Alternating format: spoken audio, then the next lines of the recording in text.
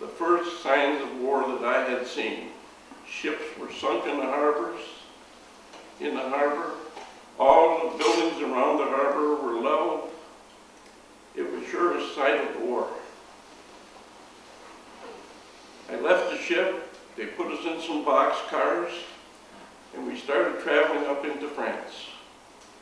I don't know how many days and nights we traveled, but it was terribly cold. No heat in the box cars, of course.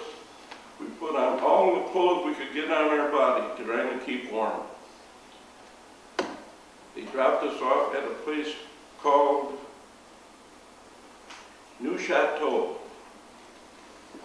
We went into a large barn, and the lieutenant jumped up on a box and started to chew on us.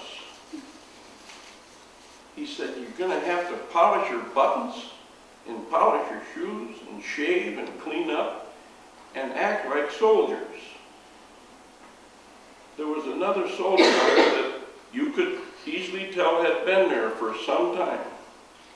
He said something to the lieutenant got off the box and the soldier got on the box. He said, "You will not be polishing your buttons or polishing your shoes, and you will not be shaving."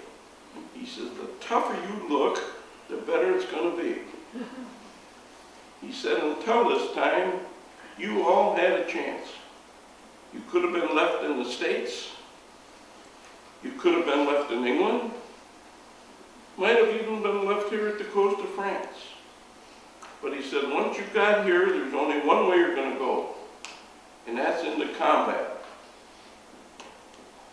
He said, "You're all wondering how you're going into combat. You haven't seen a weapon since you left training." He said, "Outside this building, there are 2 piles of equipment. It's all used equipment. The soldiers that had it no longer have a need for it. When I turn you loose, you go out there and pick up your equipment." And he pointed to me and he said, "And those razor blades you got, throw them a pile in the back of the box. You're not going to need them." He said, "One more thing I would like to tell you guys. Men in combat do not collect souvenirs." He said, "You leave the souvenirs lay for those that are following you." He said, "Within 6 hours from now, you men will have all have seen combat." He said, "Within a few hours from that, 60 to 80% of you are going to be either dead, wounded, or prisoners of war." He said, "As far as the souvenirs go, you leave them for the rear echelon who are following you." He said, "To be captured with an enemy souvenir will change your status from prisoners of war to killed in action." I went to the pile. I got a helmet and a helmet liner, a rifle, a bayonet. You could tell the stuff had all been used well. I picked up some hand grenades and some bandoliers, and I was put into Company L, 179th Regiment of the 45th Division, known as the Thunderbirds. We were loaded onto a truck and started up into France. I was one that was dropped off at a barn and told someone we would be back later to pick us up. We went into the barn and laid down, and I heard some noise outside, and I and another soldier got out and to find out what the noise was.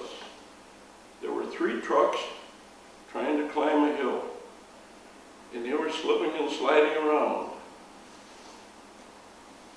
And 2 of those trucks were loaded with American soldiers, dead American soldiers, just piled on there like we see logs hauled down the street here.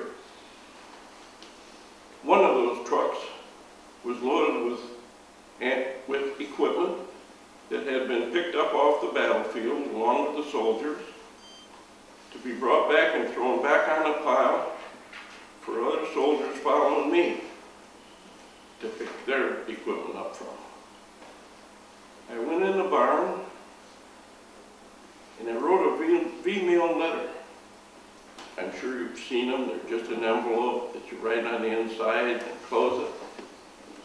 I wrote a letter to my father-in-law. I said, Dad, when I left the Union Station, I told Elmer not to worry or cry, that I would be back, that no German soldier was going to keep me from coming back to her and Archie. But what I seen tonight makes me wonder if I will be able to keep that promise. I do not want you to tell Eleanor anything now. But should I not come back, I want you to tell Eleanor that I knew what I was doing. And I thought that what I was doing was for her and Archie, my country, and all of my other loved ones. And if I don't come back, I just want you to tell Eleanor I have done everything within my power to keep my promise, and that I love her very much. And I went off into combat. I fought in several places. On the 29th of March, 1945, my luck ran out. I was shot with a German machine gun. I took one in the jaw, one in the shoulder, and one in my right eye. I called for the medic. I hit the ground. I tried to crawl down the hill. The medic came to me. He cut off my shoulder, my jacket at the shoulder to get at that. He worked on my face. I said, my eye, my eye. He said, Art, you're seriously wounded. I've done all I can. I wished I could take you back, but there's too many out there that need me. He said, I'm going to aim you downhill, Reshaw. You just keep crawling downhill. I came home.